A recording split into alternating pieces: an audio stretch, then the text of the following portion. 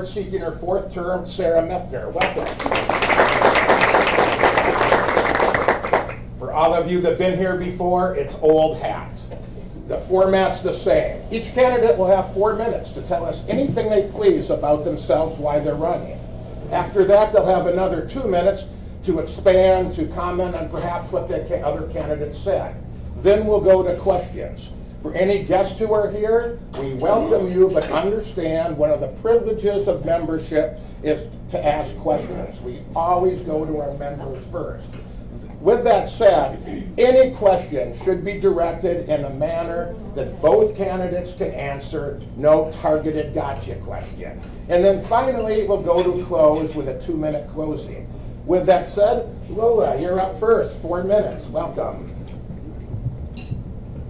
Good morning, everyone. My name is Lola Moses, and this is the first time that I've run for public office. I'm also a member of the Lola tribe. I'm honored to be here today. I was born and raised in Port Angeles, Washington, and I love Port Angeles. I love everything about it. I've been committed to the schools, and I've also volunteered in the schools.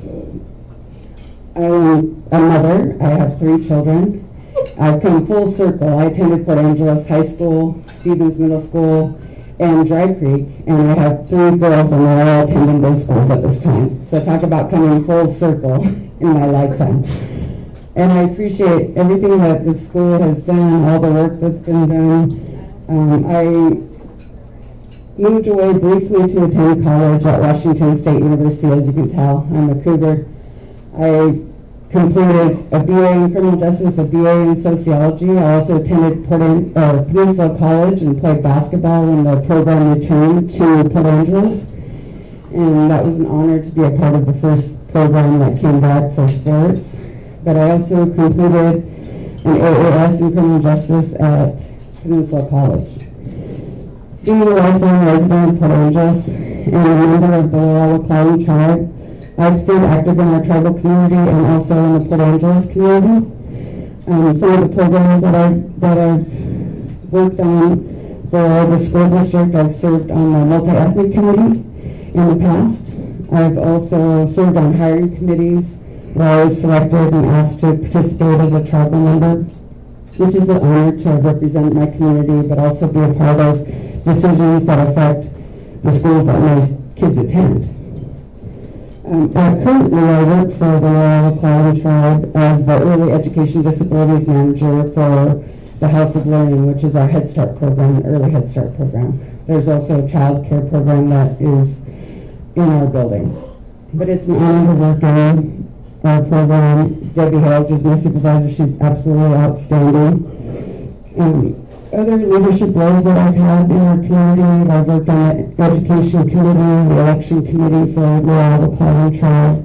I'm on the domestic violence, sexual assault task force. I've been on that program, on that team for a long time. Some other programs that I've worked on in Clallam County, I served on the juvenile drug court team, and that was an honor to be a part of that team in our judicial system to support youth that have problems with substance abuse. My experience also includes working with Systems of Care, which is a program that offers mental health services to families and youth. So I have that experience as well. And it's an honor to be here today. It's an honor to be a part of this debate. And I want to thank Port Angeles Business Association for inviting me today. I also have volunteered a lot in our neighboring community for AAU sports in Port Angeles, as well as YMCA. I think I volunteered there since I was 17 years old. I've coached many teams, volleyball, basketball, softball, and it's been an honor to be a part of our community and contribute, and I want to be on the school board so I can contribute at that next level and help continue to strengthen our school board and support all the changes and be a part of the decisions that are going to help strengthen what we're trying to do in the school board, which is offer the best education possible for everyone. I want to be a voice for all of the, I want to be a voice for the families in Port Angeles. It's an honor to be here today. Huntington, thank you. Oh, thank you. Sarah, good morning, please, 4 minutes. Good morning, and thank you so much for having me. I'm always nervous at these things, but I'm going to do my best. These forums are really important because this is the best way to maintain democracy and to get us to hear from constituents what's important to them. So I thank you for having me today. And Lola, I thank you for running as well. This past school year has taught us anything, is that public schools are absolutely vital to both the national interest and the economic interest of this country. We all have really been through it this year, and the lack of public schooling this past year has been paramount to that. So I will tell you now, at this point, school will be back full-time, in person, starting in September. So I'm grateful for that, and I'm eager to start getting us back on track. Our district, if anybody's been paying attention to the whole state, our district is one of the leaders. We had our kindergartners back last year in October. We had grades 1 through 6 following closely thereafter, and we did have a few hiccups along the way when numbers got out of control. But in general, our students got more in-person education than nearly the whole rest of the state. East, West, Spokane, Seattle, none of them actually even got their kids back until a government order came in for April 15th. We had already had our children back in school, and I'm pretty proud of that. A highlight since I've been on the board, again, I'm Sarah Methner, I've been on the board for 12 years. Highlight since I've been on the board, our graduation rate has increased over 20%, and that's pretty significant. We have graduation rates now in the low 90s, 90%, 93 I think was our last, which is pretty impressive. It's not 100, and we want to be 100, but we're getting there. We have maintained and grown our career and technical education programs in this district. While other districts have cut their vocational education, this district has doubled down. That is one thing we've been very clear on. We are not cutting vocational education. We've increased opportunities for our high school kids. This is kind of a slow under the radar, but we've gone from a 6-period day to a 7-period day. What that has allowed is our kids to take a lot more classes that are more varied and interesting for them. Plus, it's allowed us to have kids doing college and high school. I think we have a college and high school kid right here. That gives kids within our high school taking those courses that from the University of Washington and from Eastern Washington University that they can then apply towards their own Bachelor of Arts. It saves money for the students, the families, and for communities in general. We've staffed mental health. This is a big one. We've staffed mental health counselors at every elementary school. That's not funded by the state. That's coming out of our district reserves and out of our levy funds. So thank you for that. We also have this very exciting thing with family navigators now. We had one last year, then by the end of last year we went up to 2, and with a partnership with NOM, we're going to get to 3 next year, which is in effect having 3 social workers dedicated simply to the Port Angeles School District students, which is huge. And we passed the capital projects levy that's going to replace Stevens Middle School and set us on this path, this 20-year path we have planned to get all of our schools up into the future and have nice, beautiful new schools like a lot of the other places have. It's a very well thought out plan and is available on our district website. I believe that change can be a good thing, I really do, but if I'm not re-elected, with Cindy Kelly's retirement, she's been our longest serving board member, behind me would be Sandy Long here, which is only 6 years. All of our... All right, follow directions. Thank you. Lola, if you would like, up to 2 minutes to add on or say anything else. Forgot I was given the opportunity. I'm proud of the work that's happened so far in the school district, but I also want to be a part of the forward movement that happens. We have such a challenging time right now. We have so many changes that are happening in our world in so many different areas. And I know that I can bring to the table a positive view and a life experience and also the community experience of growing up here in Port Angeles with the best interests of our school district, our employees, our students, and our families. I want to be the voice for the families and the children. I want to be committed to opening back up to attend school full time, but also make that safe for everyone that is attending school, including the teachers, all of the staff. We have an amazing staff, and we need to protect the students and bring them back full time. I agree with Sarah. I think she did an excellent opening statement. I do agree that we need to be back in full time school. We need to be supporting the students in a stressful time where they can receive the mental health services they need, but also receive the educational support to strengthen our system right now. And they've had a lack of education during the time they've had educational services, but without being instructed in person, it's caused difficulty. I know that as a parent. I've experienced that as a parent. I really appreciated the work that was done online. My kids were able to continue to learn because in the beginning of COVID, it was so hard to not have any instruction. I realized really quick just how much work our school district does and just how much work our teachers do every single day. So I appreciate it. I observed a lot because I had to work from home.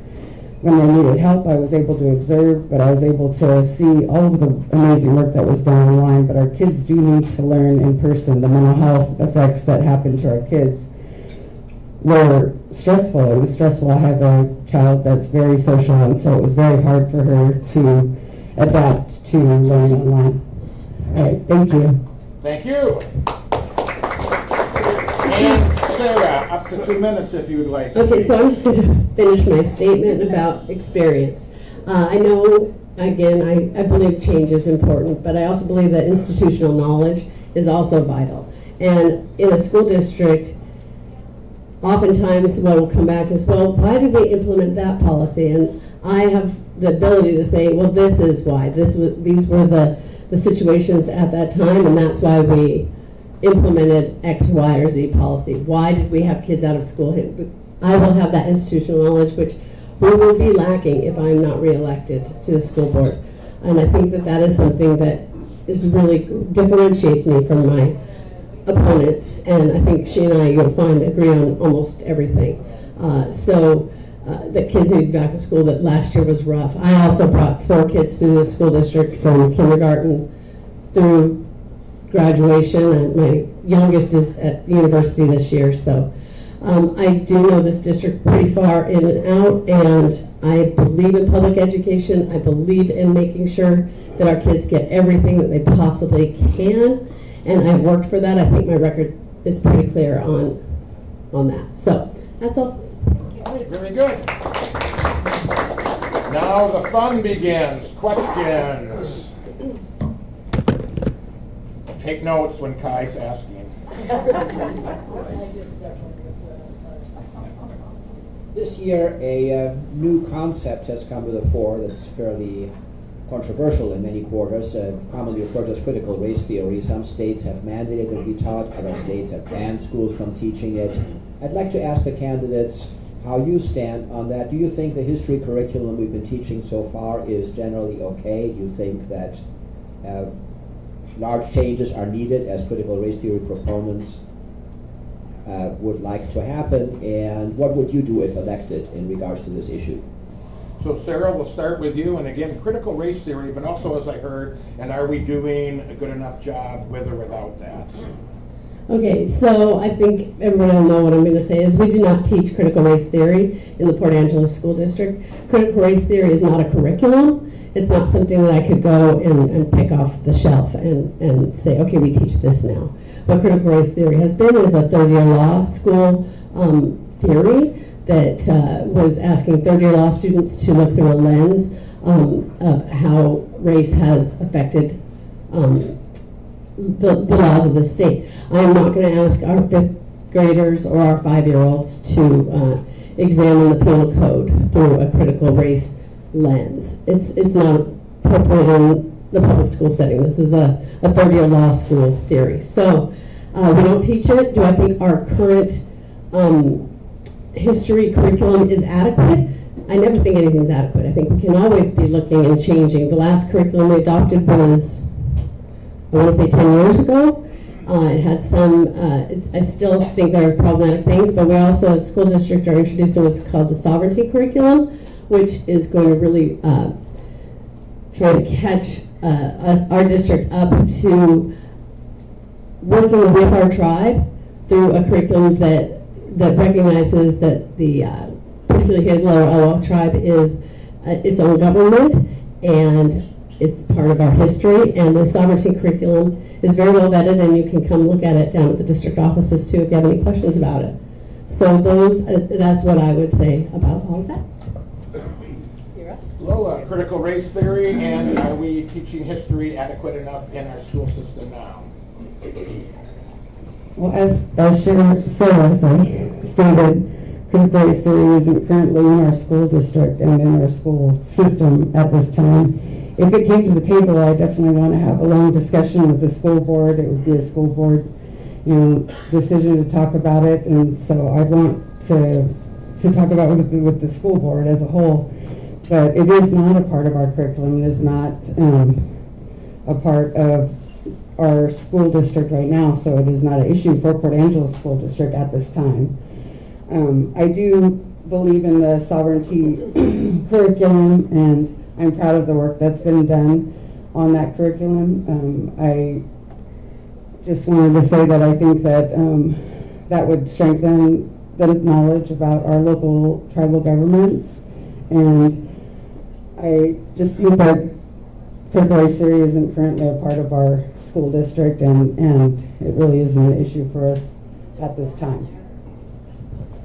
Any follow-up, Kai, or did you is that? No, thank you very much. Yeah, okay. Ken Allen, one of our board members. Hello. I was just curious where you guys stand on vaccinating children. Should it be mandatory or not? Ooh, there we go. Lola, vaccinating children to go to school, correct? To make that mandatory for school enrollment. And I'm speaking about kindergarten club. Everybody. That is a very hot topic right now. I have 3 children, and 2 are of the age of vaccination. My children are both vaccinated.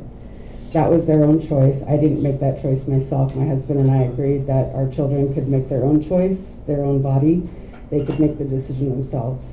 We didn't want to make them make that decision.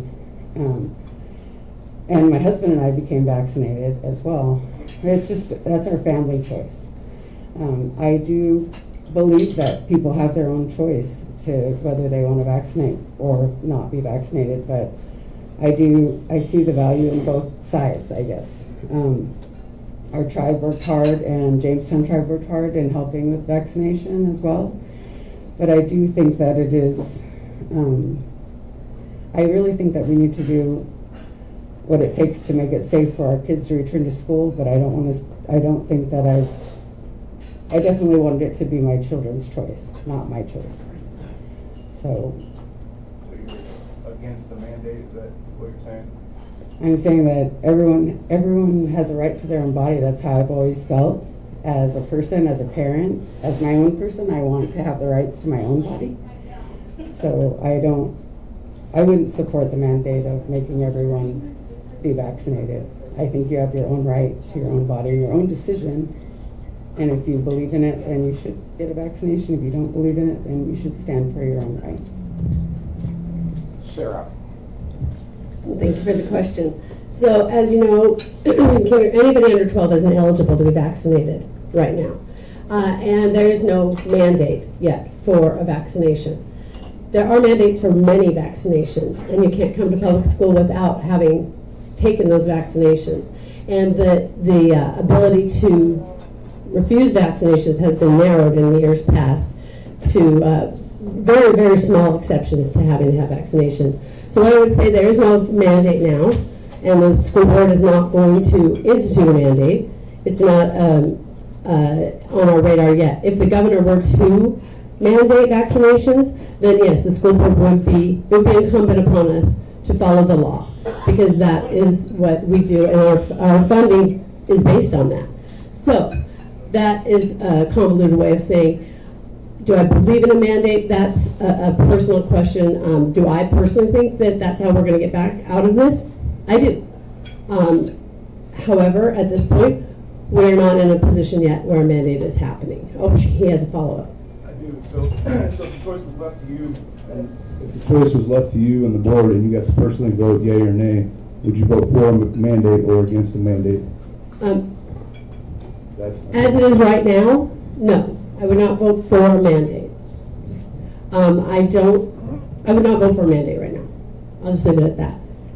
Okay?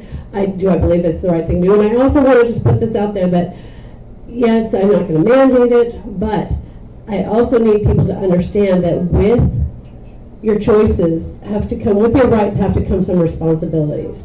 And so I will absolutely be for, if you send a child to school who is not vaccinated and they get sick and we have a breakout, and then those kids are going to miss some significant schooling. And that will be a choice that families have to make.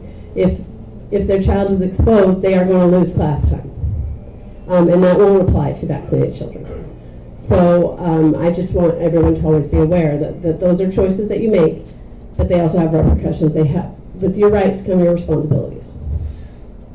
And then I'd like to follow up with Lola, since you were talking about, let's talk about vaccinations as a whole, because there is state school requirements. Are you against vaccinations for the myriad of other things that are required right now? I'm not against vaccinations that are required right now.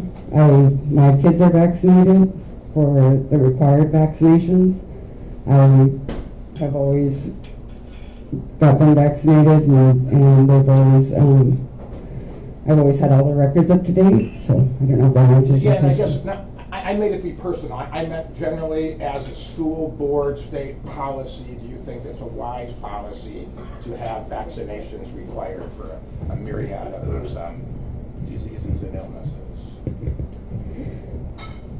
Are you talking about the COVID-19 vaccine? No, I'm talking about all the other vaccinations that are required to go to school. And I only follow this up because you talked about how it should be individual choice, not mandated. Well, my husband and I make every choice together. We parent together. We work hard to come to the same terms almost always on what's important to us. Our kids are vaccinated, and we want them to be vaccinated, and we're really compliant in that area, I guess. I hope that's answering your question. Good enough. My own personal preference. Andrew, back here. Back in the corner. Thank you. Just a follow-up question related to this whole issue. What about mask mandates? What if students ask or the parents ask to be excused from the latest mandates? So Sarah, mask mandates, and what do you think of various exemptions? There are no exemptions to the mask mandate. And our schools are going to start with kids in masks and staff in masks, and it is a protective measure, and it is one that I believe can be backed up by science. And so until that mandate is lifted by the governor, all students in the Port Angeles School District, all staff in the Port Angeles School District will be masked. Lola. Being blessed in my occupation, I work at our Head Start, an early Head Start program. We've never lifted the mask requirement for our staff. So it isn't a change, that I've had to deal with at this point. I do believe in protecting our staff and our students, and I do believe in wearing a mask. I wear a mask for my job, and so I understand the importance of it. We work with small children that are unable to get vaccinated, so it is important for us to provide a safe environment for our youth that attend not only the early Head Start and Head Start, which is where I work, but also for the children that come from, they come and they are using our child care center. So I do believe in masks and protecting our community in that way. Very good. Andrew? Another candidate. So there's been a lot of research that shows that a fully vaccinated individual can carry just as high as a viral load as an unvaccinated individual. would you treat a vaccinated individual who was exposed and contracted COVID and brought it to school, would you treat them the same way as an unvaccinated person? Start with Lola. Is there a difference between a vaccinated and unvaccinated person when they're infected?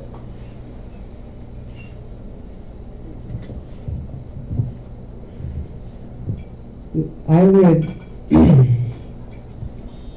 with the new, I'm sorry, let me think about that for a second. Please. I definitely would treat anyone who had COVID-19, I would treat them the same. I'm not going to treat someone differently if they're vaccinated or unvaccinated. I'm going to expect them, I'm going to treat them the same, and hopefully, I wouldn't treat anyone different if they had COVID-19. I wouldn't treat anyone different if they were positive or negative, but I hope that answers your question. Thanks, Sarah. You have to bear with me. I just got these hearing aids and they sometimes pop out when I'm moving my mask around. And answer your question. If a child is coming to school with COVID-19, we have a problem. And hopefully people aren't sending their sick children to school under any circumstances. And we would hope, this is a silly aside, but had I my preferences, we would eliminate the mandatory or the attendance awards at the end of the year. I think that those just encourage kids to come to school sick. So that's just an aside. Now, when it comes to how this is going to work, the 10 children in a classroom, 5 are vaccinated, 5 are not vaccinated. Somebody pops up with a positive COVID test. 5 unvaccinated children are going to immediately have to go into quarantine. The 5 vaccinated children are not going to have to go into quarantine. That is the way that it is set up. That's the way the law is set up. And it is very clear that vaccinated people are not the ones who are dying or ending up in the hospital. They might not be the ones that are dying or ending up in the hospital, but they can still transmit, and they could have less symptoms, and so be more likely to transmit the disease to other people. So how does that make it so they could stay in the classroom versus the unvaccinated people?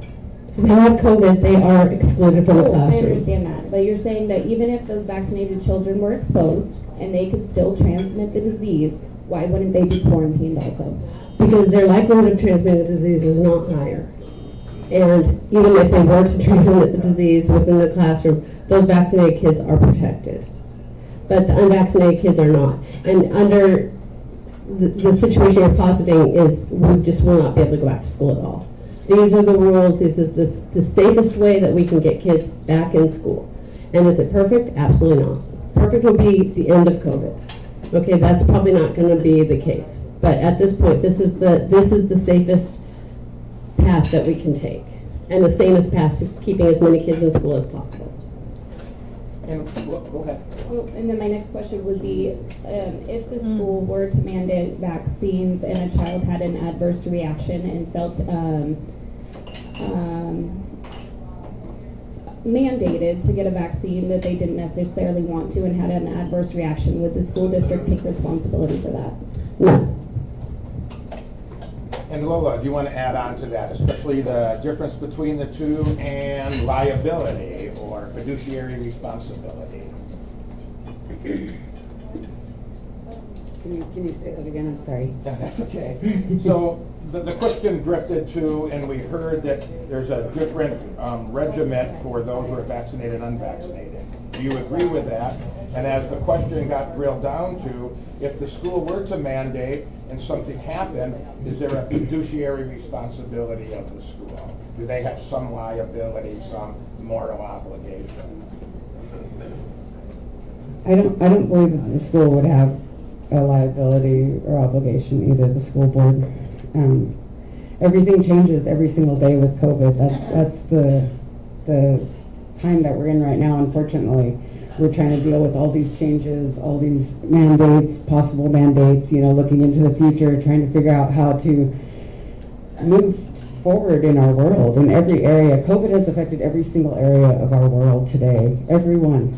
It hasn't shown any, it's been different for everyone. Everyone has different lives and are active in different areas, but it's affected every single area of our world. And so if I were on the school board, I don't believe that it would be the responsibility of the school board. I think that's an excellent question. Thank you. Anything to add? Next question. Back here in the corner. Back here in the corner. Thank you both for being here. Because of the example that was given about 10 children in a classroom, ideal, and 5 are vaccinated and 5 are not, if the virus is introduced to them, is there a protocol for testing? So is there a school policy protocol for testing? I apologize. We do not have a testing system set up at this point. We do have, each of our nursing stations do have rapid tests, COVID. So yeah, we can, if a kid doesn't feel well, and we have nurses now in all of our schools. If a child's not feeling well, they can pop over to, well, this is going to take me down a big rabbit hole, but they can pop over to the nurses station, and we do have rapid tests available for them. Also, we have for many of our sports teams, rapid tests are going to be required particularly for your wrestlers and your basketball players for next school year. Sports are going to be back just as they used to be in the good old days, but there will be some testing mandates for particularly close contact sports. The other thing I'm going to add, this is where I'm going to go down the rabbit hole, is we have a partnership with Known, again, not only for our family navigators, but now we are going to have the fully decked out medical bus that's going to be available at different schools throughout our district on a regular basis, where kids are going to be able to go. Let's say you want to have your sports physical. Darn it, I didn't get my sports physical done. I need it done. You pop out to that van, that bus. It's a bus. It's very kitted out. And get your sports physical right there. Mom doesn't have to leave work to go get you to the doctor. You don't have to miss more than 15 minutes of class. You're out there, you get your physical, boom, you're done. Same goes for a COVID test, or I have a tickly throat, or my mom lost her job and now we're thinking we're going to have to live in our car. All of those things are going to be able to be dealt with in this portable van or bus that's going to go around to each of our school districts. So it's really a very big step forward for the health care of our school district, and really I think of our whole town. So that was my wrap-up. And then to change the question slightly, Lola, if you're on the school board, what do you think, what would you like as a policy for testing? Or the procedures?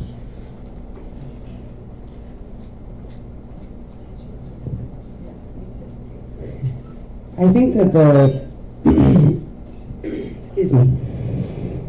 I think that there's a huge advancement happening right now with the nurses at each school, with the portable vans or buses that are available. I know that a lot of the clinics and the hospital, there's been a lot of places where you can get COVID tests done or completed. Can I answer the original question? Oh, yeah, please. Okay. Oh, that's right. I'm sorry. Yeah. I appreciate that opportunity.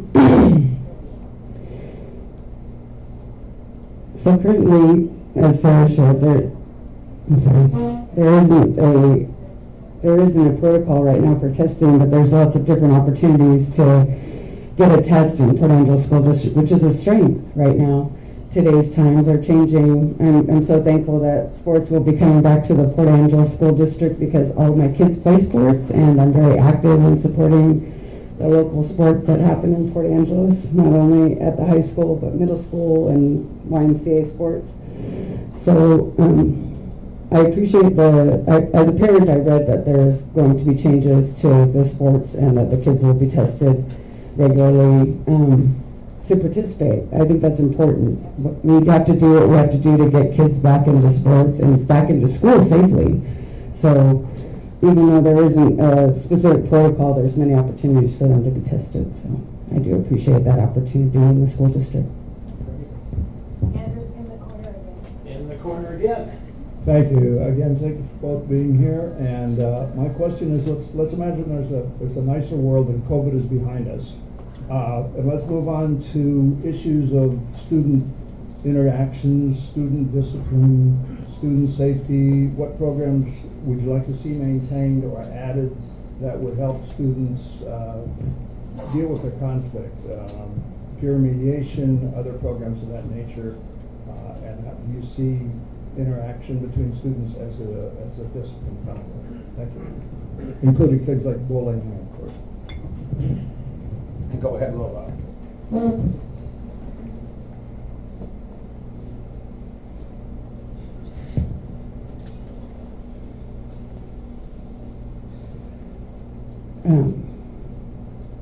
We can't wait for that, for COVID to no longer be a main issue, so I appreciate the question. I think that there are excellent programs out there. I've worked with juvenile services before, and so I agree that there are different opportunities to reach our students so that they can work together and they can be together without conflict. So I believe in supporting our school, supporting our teachers so that they can have training in order to be able to help students get along better or be together without any conflict. It's not a perfect world, it's not going to happen, but I mean, to be able to be trained and to be able to help students deal with their emotions or deal with interacting with each other, I think is important. So continuing training for staff, not only teachers, all staff interact with the students and all staff can have an impact and all staff can support them, and their students are going to feel comfortable with certain staff and they won't go to talk to other staff. They'll talk to the staff that they feel comfortable with. So staff overall training for the school district would be important,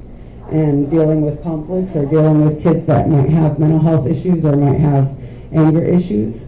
So I think that training, continuing training is important, workshops, those kind of things to support all of the staff, but also just to strengthen our school as a whole, because that does happen a lot. There are conflicts that happen with different children, different groups, and so I believe in continued training in dealing with youth and helping youth that are having difficulties getting along with other youth. I hope that answers your question. Thank you. Thank you for the question. Sarah, conflict, bullying, how is the district doing? What could they do better?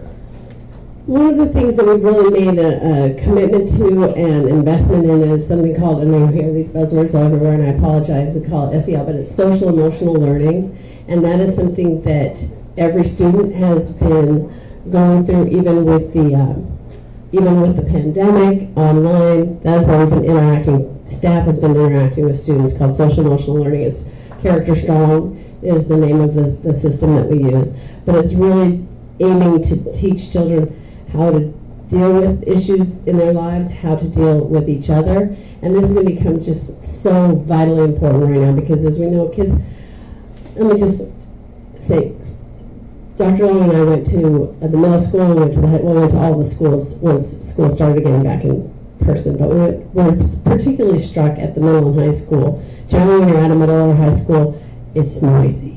The kids are yelling, they're running around, they're having a great time, blah, blah, blah, blah. It's loud and it's fun. The hallways, when we were there, that's about how loud they were. Nothing. And that's a real problem that we're going to have to help kids learn how to interact with each other again, help kids to feel safe again. These are real concrete problems that came out of this pandemic. Is that kids, you sit in front of your screen, and we found that teachers would say, well, my kids won't even turn on their computer. They won't turn on their camera. So you don't even know their name is there, but you don't know that they're interacting, you don't know that they're learning. And that has been a real problem. So we have a lot of work to do to catch up. The academics, that'll come, because we have great staff, great teachers. That will come, but this ability for us to interact with each other, that's going to take some time. And this Character Strong that we're doing is really devoted to teaching us how to interact again, how to interact positively.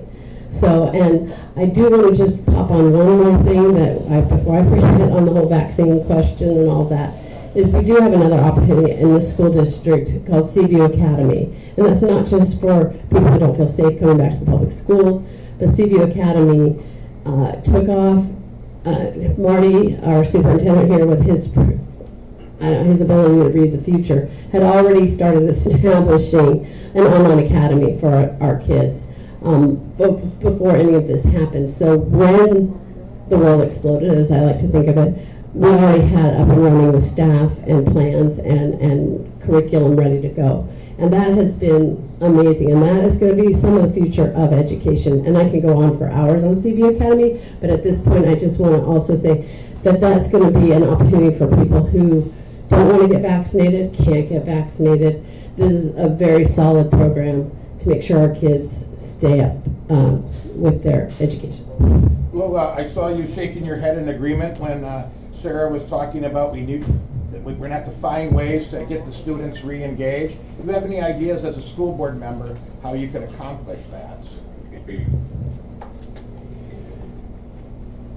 Getting students re-engaged is a community effort. It's going to be a community effort. It's going to be listening to the voices in the community, talking to all different representatives, all different families, and talking to the staff. How do we get them re-engaged? How do we get them so that they're successful, get in school, and they want to be there, they want to be present. I did observe, online school, and there were kids that had no face. There was no screen on. They were just there, probably not participating. So I think it's important that we find out different ways. I'm proud of the work that's done at Seaview as well. I think that they're doing an outstanding job. I think there has to be alternative learning opportunities for kids in the Port Angeles School District. We want them to be successful, and not everyone learns in the same way. And so we have to be innovative, and we have to move forward as a school board and try to find ways to reach our children and get them back into school, but also be innovative in being able to find what works for that student and that family, because it's also the family that has to be committed. And we want the family to be committed to their student. We want the family to be interacting with the school, and we want the family to be present. Parents as well. Not every family is parent and children. Some are raised by aunt, uncle. I'm raising my great niece, and she's in a guardianship, and I'm blessed that she's a part of my family. But so families are so different, and I just think that there's always opportunity to offer new ways of learning. I'm excited the work that's being done, but there's always opportunity to find solutions for our students so they're successful. And then Sarah, since you have institutional memory and you brought it up, what could the school board do to help get these students re-engaged? So we'd hear noise again in the elementary and junior schools. I'm looking forward to that. The nice thing is kids just, eventually they are just naturally social, and they'll come back. But I think, again, this character strong, having time set aside every day, which is what we try to do, is every morning, team meetings, classroom meetings. So we're facilitating that, and we have lots of professional development for our staff to make sure that they understand how to get kids back. I think the reintroduction of sports is going to be a huge helper. That always is a way to bring kids together. So those are the things. I think we have all of, this district has everything in place now. We just have to get moving forward. So this character strong curriculum, I think, is really going to be a vital part of that. And having a place that kids can go when they're feeling overwhelmed. Because some of us, I still get overwhelmed sometimes when I'm around a lot of people and I'm not quite ready yet. So if I'm feeling that way, imagine how a little 7-year-old is feeling. Maybe he's going to need to go. We have safe rooms set up at all of our elementary schools where a kid who is not really necessarily having a great day, they can go into these rooms that let them reset themselves. And so those, I think, those are going to be helpful things to bring our kids into a way that they can self-regulate better. I think is something we're going to have to do more teaching on. Does that help? Does that answer? Okay. Good. Another question over here, Mr. Mack. You're not letting both candidates answer. Oh, go ahead. No, I thought we did. She Go answered ahead. first. Okay. She answered first. I did answer first. Oh, did you have more to say? Wait a minute.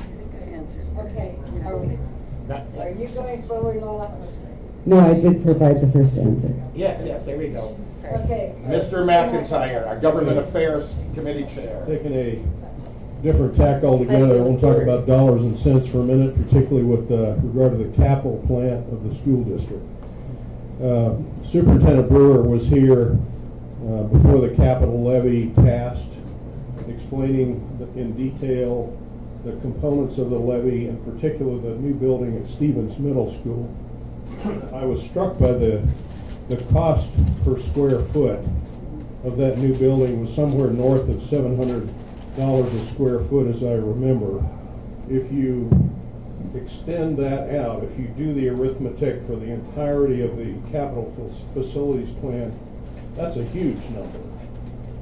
There is opportunity cost to the community for funding that. How does the school board, how will the school board, if you're elected or re-elected, work to get those numbers down to something more affordable for the community and therefore more acceptable when a levy or bond issue comes before the voters? So square footage cost is the basis of the question and what we can do to make that practical. I'll start simply by saying thank you to the voters for getting us onto this path, starting with our capital levy. If you look at the thing with the capital levy is it's set an amount. It is a set amount. Your taxes don't go up past what you already authorized us to take. We take not 1 more cent. We legally can't take 1 more cent. So I hope that we have proven at this point that that is the case. What we said was going to happen is what's happening. We're already starting with our plans out at Monroe Field. We're going to build a beautiful facility out there so that we can balance our athletic complexes on both east and west.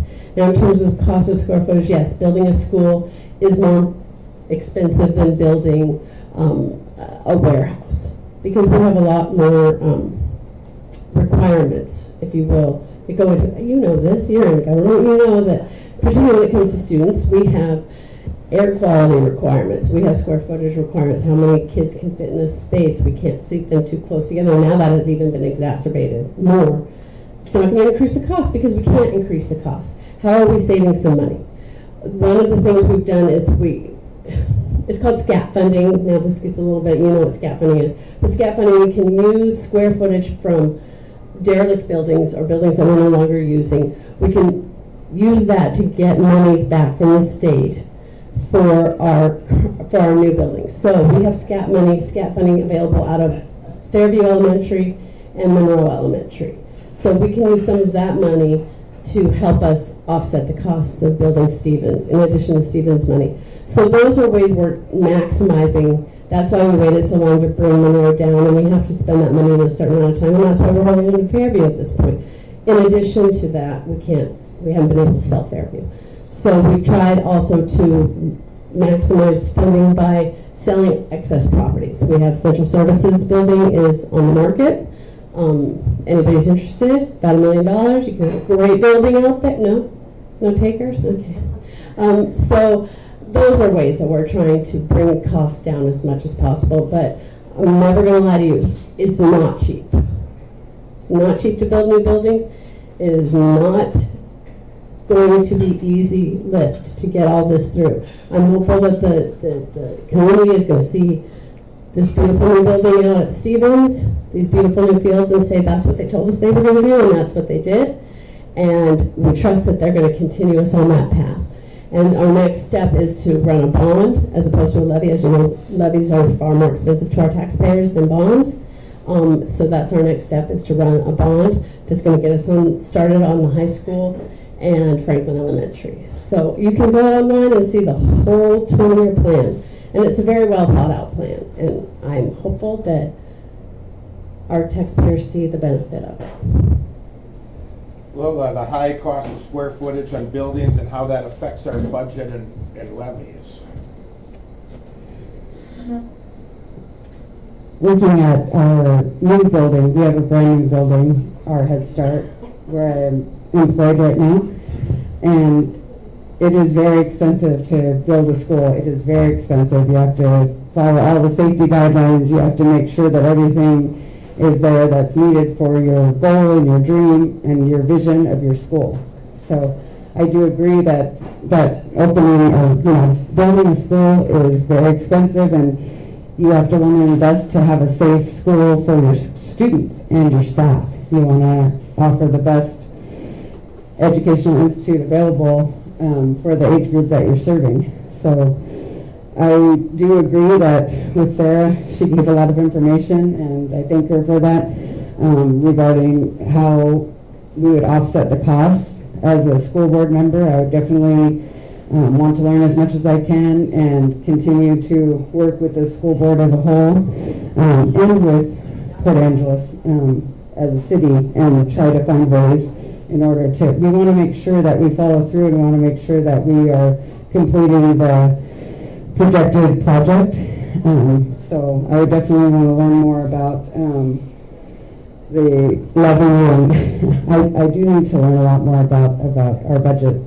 And I definitely support, my kids go to Stevens, my kids have gone to Stevens, and I really feel like there definitely needs to be improvements made in a new school for the safety of all of the kids that attend there. So I'm proud of the work that's being done.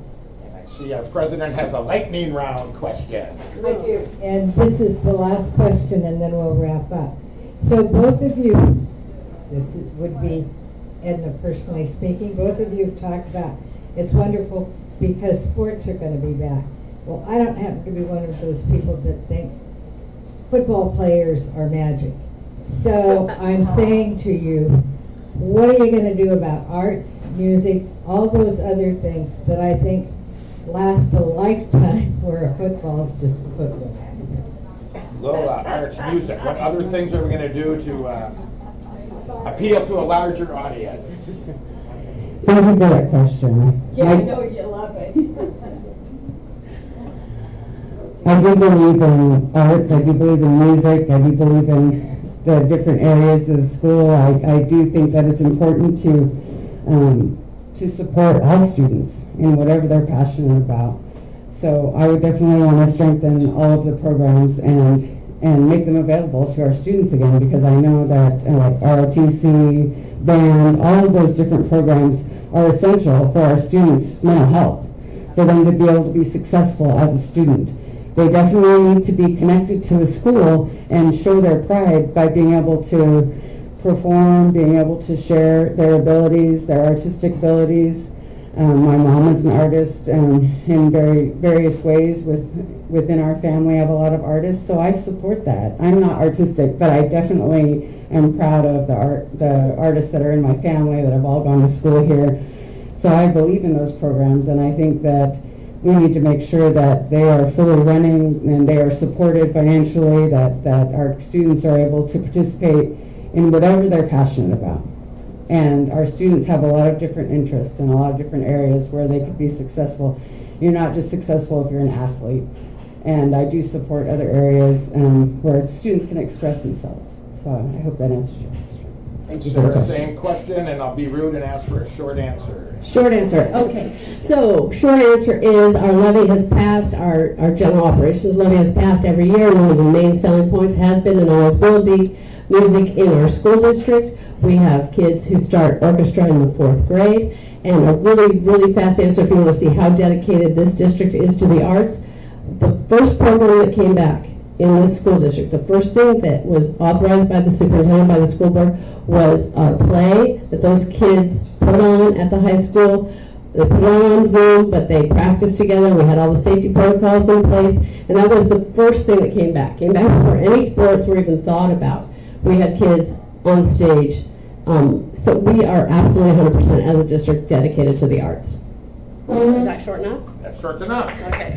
So first of all, before we go to closing, right, and you're applauding ahead of time, but that's good. I think anybody who puts himself up in front, who wants to serve the public, regardless how we vote, deserves our recognition. So, loud. Thank you, ladies, for coming, and let's move to the 2-minute close. Lola, you will start.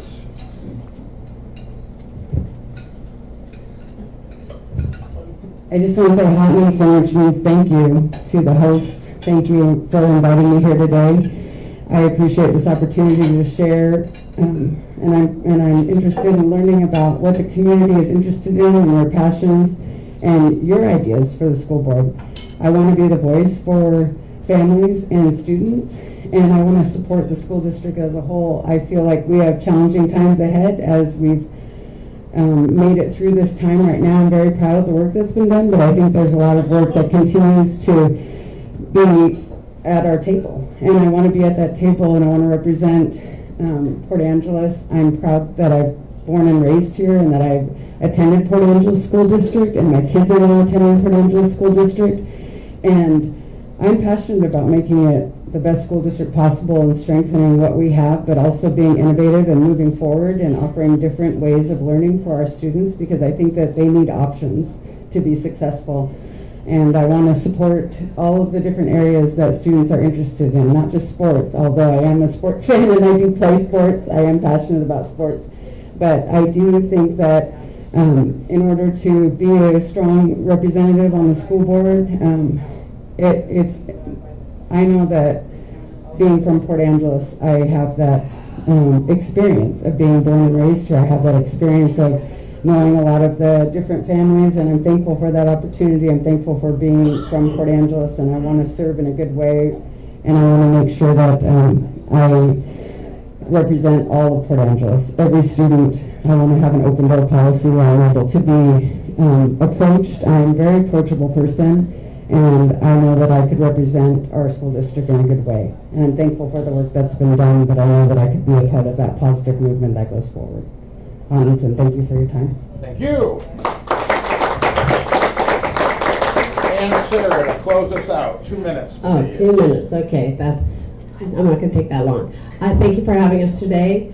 I really do believe that experience matters, and I have 24 years of kids in the public schools of Port Angeles School District. I know a lot of teachers, I know a lot of stuff, but I also find the school board to be a place where I can be interested in what every student needs, from your little kindergartners all the way up, and the kindergartners are kind of my favorite. Anyway, so I hope that my record stands on itself. I think we've done some amazing things. This district is really, if you really get deep dive into what our school district has done versus other districts in the state, I think you will be very proud of where this district has gone and the children that we are graduating from this district. I know I have 4 graduates who are off. Unfortunately, the Port Angeles School District did too well because they're all at good schools and gainfully employed. Sort of a little upsetting, but I really hope that my record stands. I know my record stands on its own 2 feet. I've given everything I had to this district for the last 12 years, and I hope to continue on for the next 4. So thank you for your time. Thank you. Madam Chairman, back to you. Before we, Oh, did it, am I turning this off? Cause problems?